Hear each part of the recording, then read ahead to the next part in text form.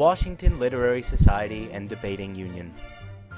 You may now, lo these few months into your provisional semester, know it only as a bunch of would-be intellectuals, debaters, wags, wits, poets, philosophers, ne'er-do-wells, and stumble-bums, who weekly convene and, more or less soberly, share ideas, stories, and then debate an invariably really interesting, intellectually stimulating subject. But let's step back a bit, shall we? Meeting on Thursdays. Who decided that? Jefferson Hall. How did we wind up there? The alcohol. How did they get it, and where? Just who are we, and where did we come from? Well, settle down, and I'll tell you. The Society has had a long and eventful life. Indeed, its various emergences and re-emergences, rises and falls, and complacent, fat, and happy plateaus represent a reflection of the ups and downs and bumps and grinds and snags of the University, of Virginia, and indeed of the United States of America. And this long and significant history has, conveniently, been written many, many times by just as many people, so I shall crib from their work with impunity. What?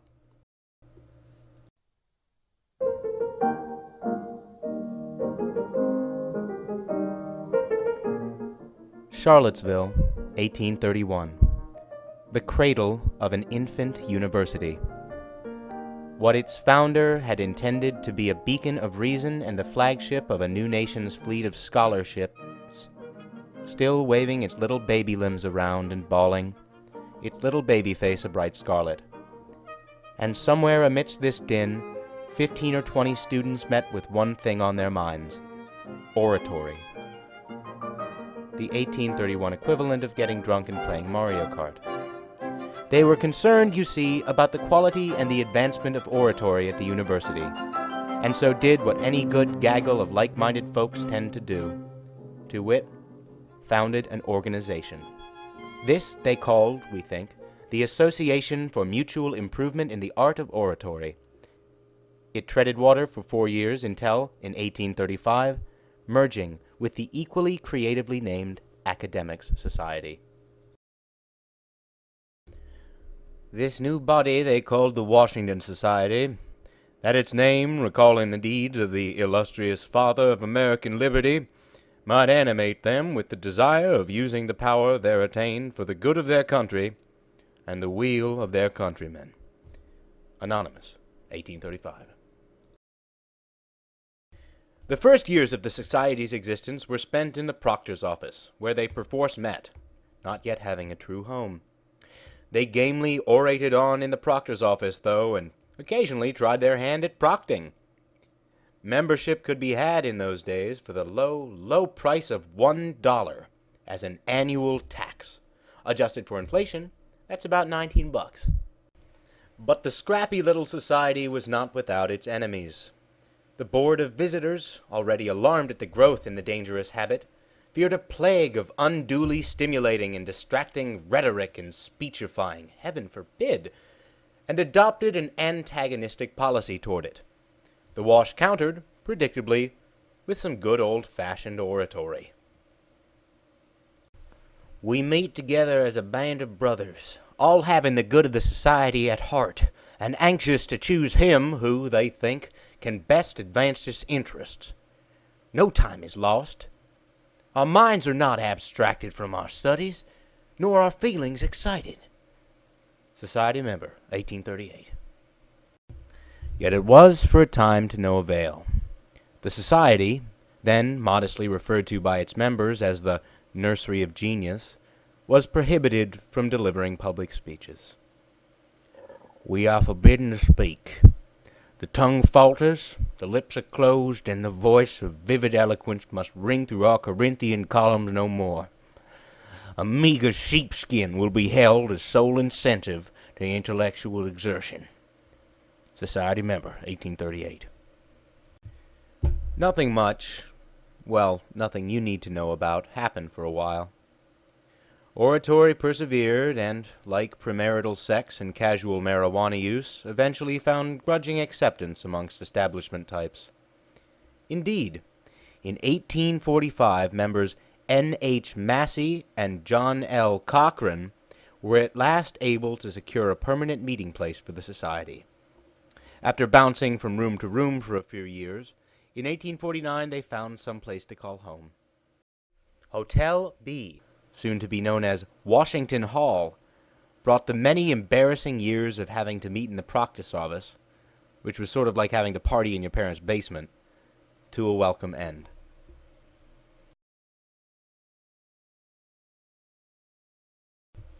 The next school year, 1846 to 1847, saw the establishment of a tradition that carries through to this day: the anniversary celebration of General Washington's birth, whenever that is.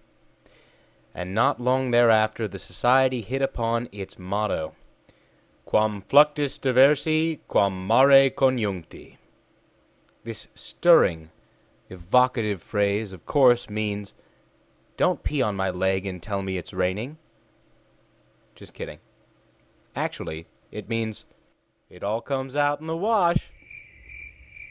Okay, seriously. It means, "Though the waves are many, the sea is one," which is richly symbolic and diversity of ideas and takes all kinds and shit. The sentiments expressed by the motto, however, were not, it seems, shared by every member of the society. For during this time there were schisms, defections, secessions. The Union was periodically upset as new, rival societies emerged from the masses of washies. Some examples include the Philomathean Society, cobbled together in 1849, and the Parthenon Society, which was formed by a number of refractory members who, angered that their choice for finals orator was not elected, abruptly left the Union. This is something of a Southern tradition. Arguably the greatest achievements attributable to the society in this period were the establishment of a few literary journals. The first, the Jefferson Monument Magazine, was a collaborative effort with the Jefferson and Columbian societies. Begun in 1848, the magazine was intended not only to be a showplace for polemics and bad emo poetry, but to help raise funds for a monument to Jefferson. What else? The magazine withered away after a few years, and unfortunately the dreams of a glorious Alabaster Thomas were shattered. But the Washington and Jefferson societies, then as now, were indefatigable, and, drying their tears, resolved to try again. This time, the fruits of their literary loins proved longer lasting. The Virginia University Magazine, established in 1856, was a success, and became one of the most popular publications on grounds. The societies even offered a gold medal to the most meritorious submission. This is no longer done. Soon thereafter, some filthy Yankees tried to meddle in the society's business. Yale proposed in 1859 the joint publication of a rag they were intending to call The Undergraduate. Ever progressive and right-minded, the society responded, "That we are willing and anxious to cooperate with our sister colleges in the publication of such a magazine, but can do so only on condition that all institutions of learning which practically ignore the distinction between the white and black races shall be excluded from the association. Some regrettable member, 1859. But such matters as magazines, medals, and even oratory were soon to be rendered trivial, as history intervened.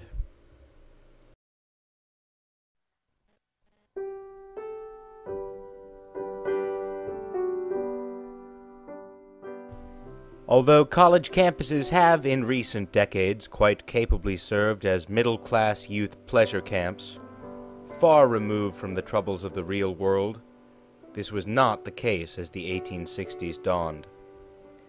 The society became quite preoccupied with the national identity crisis, which would soon break apart the Union. Discussion was without surcease on secession and war. In November 1860, the Society formally debated, in case of the election of Lincoln, should the Southern states secede? The answer, they determined, was yes. Such prescience. War came. The Society adjourned indefinitely on April 20th, 1861, to be summoned together again at the call of the President. This became known as the First, or Minor, Interregnum. Ever patriotic, the Washington and Jefferson Societies agreed together to donate their treasuries to the Governor of Virginia for the defense of the South in its present war with the United States. The Wash sent $200, the Jeff $500. The Wash also made a more direct contribution to the South. John Singleton Mosby, a Wash alum, became a national icon as the leader of Mosby's Raiders, and, what's more, almost single-handedly invented modern guerrilla warfare. Thanks, John.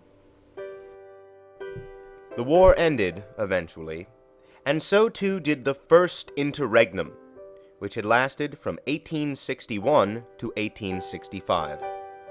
In 1865, 4 men, once members of the Washington Society, set out to reorganize and to re-establish the Society. These men, known as the First Refounders, were William M. Perkins, A. Frederick Fleet, John H. Lewis, and John S. Harnsberger. One of the reborn Society's first order of business was to meet with the Jefferson Society to discuss a memorial to the Confederate dead. The statue they resolved to fund still stands today in the cemetery, ever waiting for the South to rise again.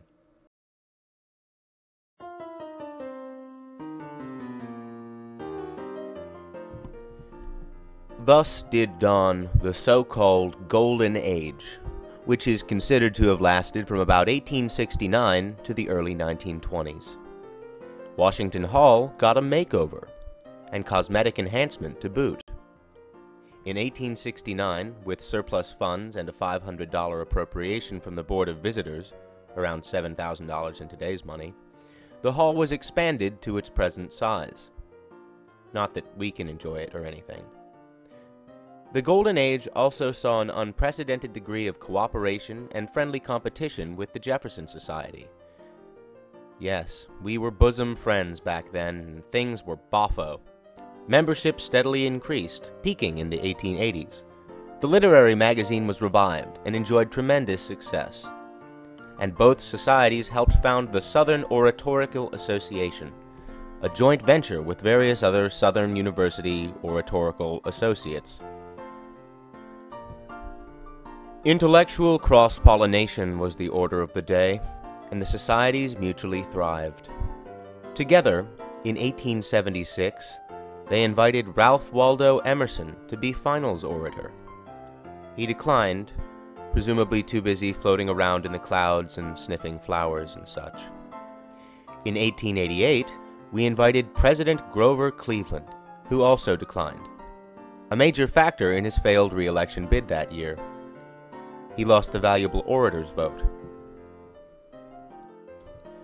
But that scourge with which we are all too familiar, college sports, was slouching towards Charlottesville to be born. Oratory is all well and good, but the sad fact is it doesn't involve systematically injuring your opponent, and human nature being what it is, the popularity of competitive speaking was on the wane.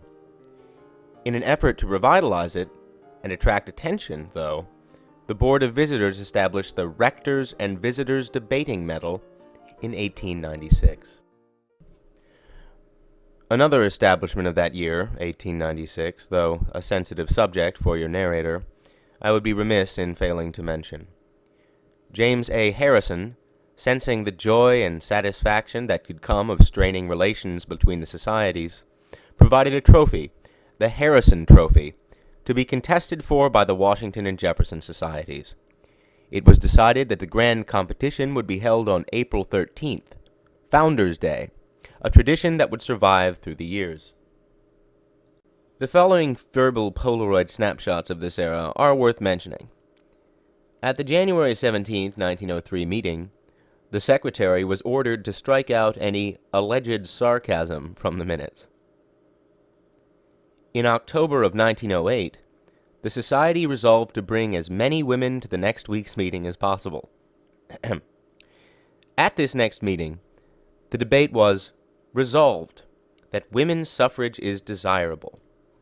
The minutes of the society record, "As to the merits of the question, the ladies voted unanimously in favor of the negative. 2 members of the society voted in favor of the affirmative. Otherwise, the vote was unanimous in favor of the negative." Minutes Book, 1908. One would hope that passage was struck out for being sarcastic. But the Wash was also giving back to the community, and in a less controversial, problematical, not lionizing the Confederacy way. In 1913, the Wash and the Jeff made a joint proposal to the State Teachers Association for a speaking league of all public and private secondary schools in the state. The proposal was adopted and formed what has now become the Debate and Forensics section of the Virginia High School League. The 19 Teens. Here are some photographs. Let's all take a moment to gather our thoughts and enjoy some period music. Let us fly, dear. Where, kid? To the sky, dear. Oh, you flying machine. Jump in, Miss Josephine, ship ahoy. Oh, joy, what a feeling. Well, boys. In the ceiling, ho, high. Hoopla, we fly to the sky so high. Come, Josephine, in my flying machine going up. She goes, up she goes. Balance yourself like a bird on a beam in the air. She goes. Where? There she goes. Up, a little bit higher. Ooh, my, the food is on fire. Come, Josephine, in my flying machine going up. All on, goodbye. Eventually, of course, World War I came calling, and like before, the society faced hardships and a sharply diminished membership. But this war, unlike the last, was not to spell interregnancy for the society. Dedication and effort ensured that it would endure. But there were some inconveniences. In 1917, for example, meetings moved to Madison Hall because the university no longer had the funds to heat the East Range. They were, you see, being spent on the construction of a new stadium, the Robert E. Lee Arena. That was a joke. The war wore on, and, characteristically, the society continued to express its collective opinions quite forcefully. In 1919, the Wash voted unanimously, quaintly, to condemn disorderly and ungentlemanly public drunkenness and conduct. How times change. Membership flourished after the war's end, so much so that in 1921, the society created a membership committee to investigate the applications of new men. But then, Wall Street laid an egg. With the stock market crash of 1929, the country was thrown into a tizzy, and the society was not unaffected. Indeed, with the consequent loss of support and membership, it determined to suspend meetings until called back to order, a call that was not to come for 50 years. Thus began the second, or major, interregnum. The society was in Cairo freeze. The university was a dead, dead place, and oratory despaired. This sorry state of affairs held from 1929 to 1979, though there was a short-lived attempt to shake the society awake in the 1940s, led by a certain William Oberndorfer. A noble effort, but it didn't quite take. But miracles do happen. The clinically dead sometimes spontaneously pop alive when professional opinion has already deemed them beyond recovery. This metaphor does not precisely apply, as it was a figurative team of trained medical professionals that figuratively nursed the society back to health. This was the second refounding.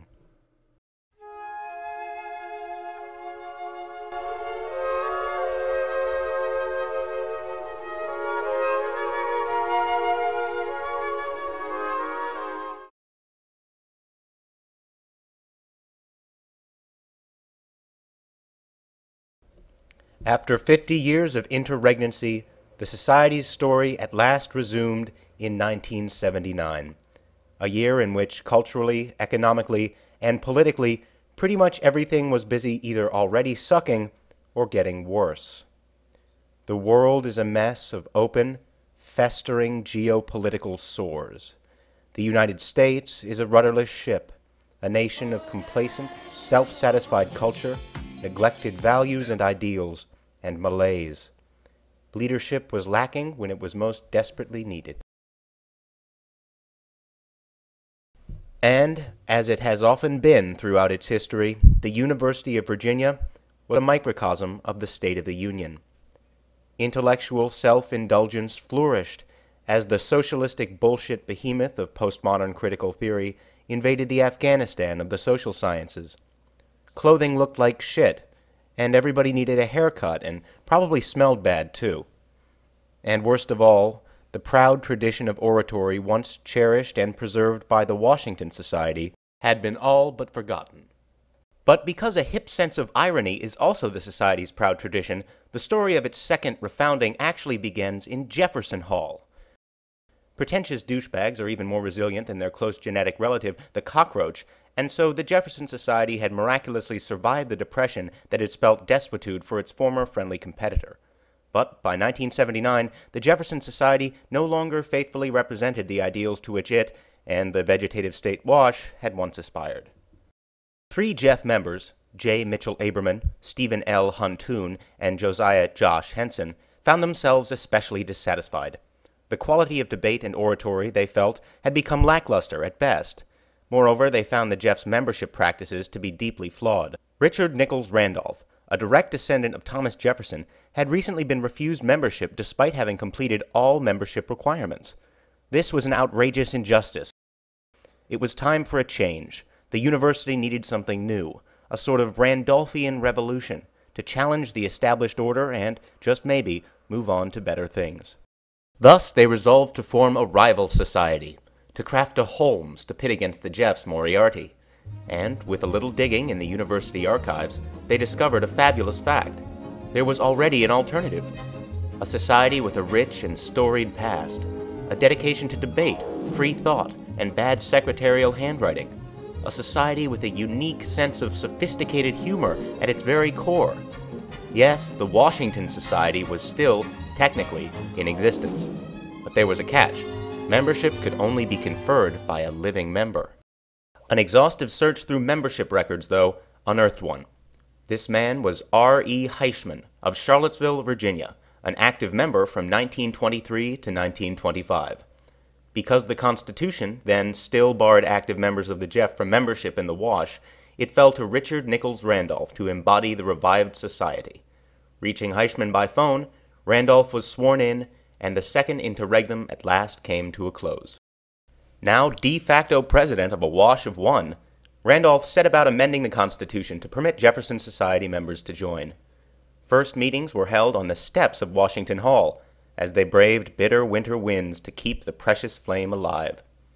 This was the second refounding, and once again, the refounders were J. Mitchell Aberman, Josh Henson, Stephen L. Huntoon, and Richard Nichols Randolph. But their efforts were not at an end. They had only awoken the sleeping society. Whether it would succeed in rousing UVA from its dogmatic slumbers remained to be seen.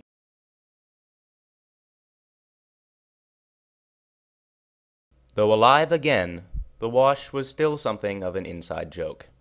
To channel the good humor and freewheeling antics of the refound society into a more permanent framework would require progressive leadership and hard work. These qualities arrived the next year in the form of Miss Leslie Eliason. She was the society's first female member and its first female president.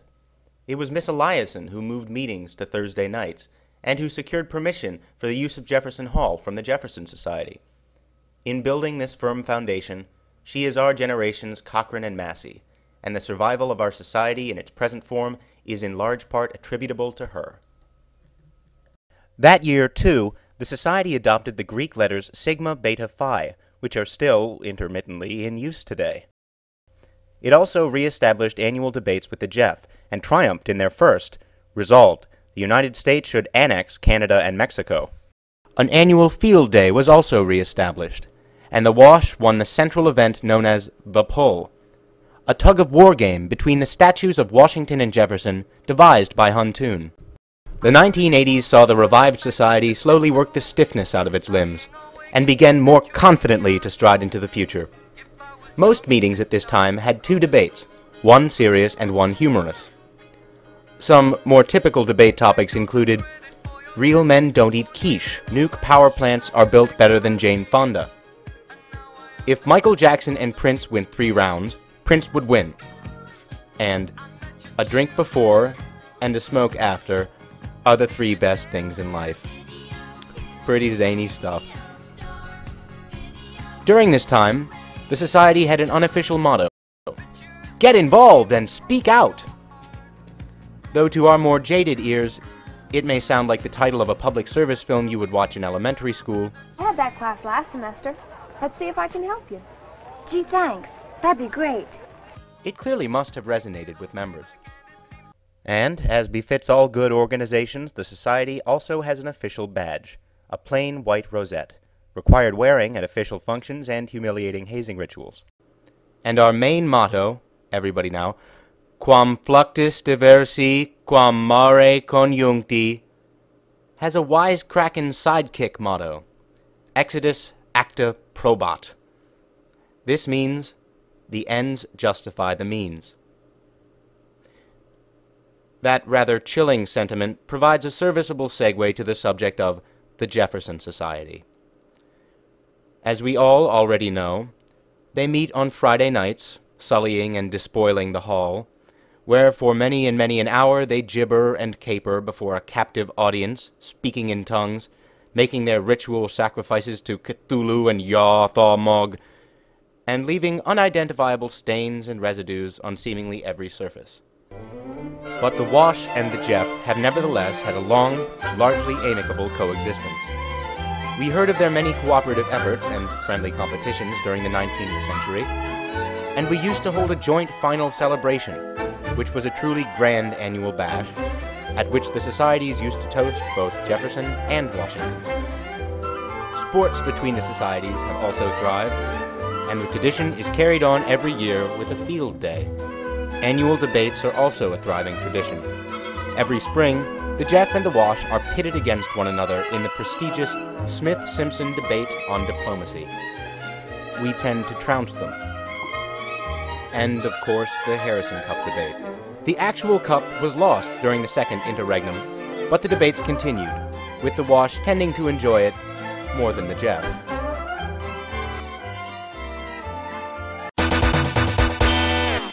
Forget that noise, because an old chapter in the annals of Washington society history has been finished, or added to, or whatever.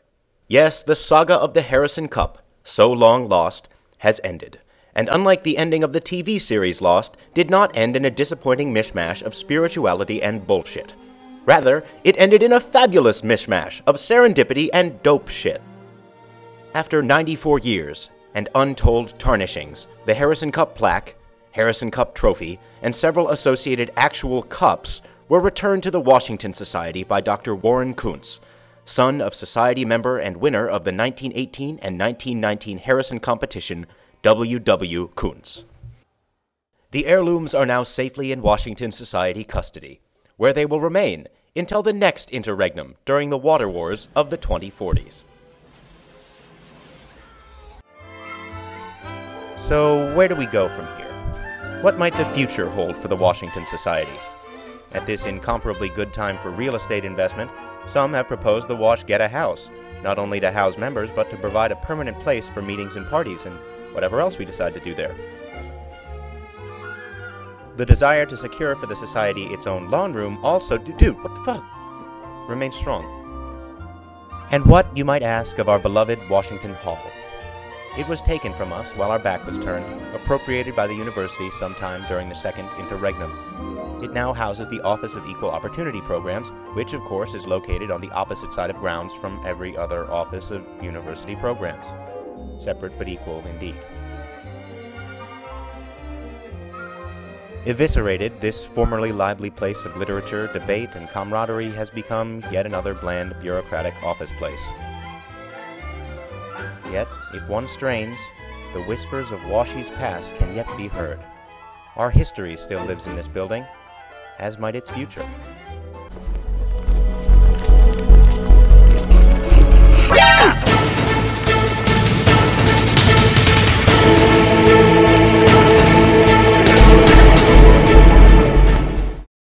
Though their claim to the property may withstand legal scrutiny, Washington Society members in general recognize it for what it is, a giant pile of horse shit.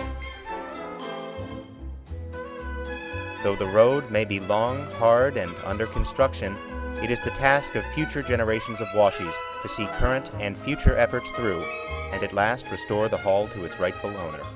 So, that's our story, the society as it has been and as it today sturdily stands.